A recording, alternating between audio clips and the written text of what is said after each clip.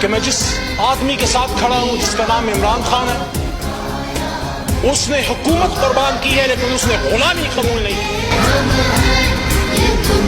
और मुझे इस बात में फख्र है, खुशी है कि मैं जिस आदमी के साथ खड़ा हूं जिसका नाम इमरान खान है, उसने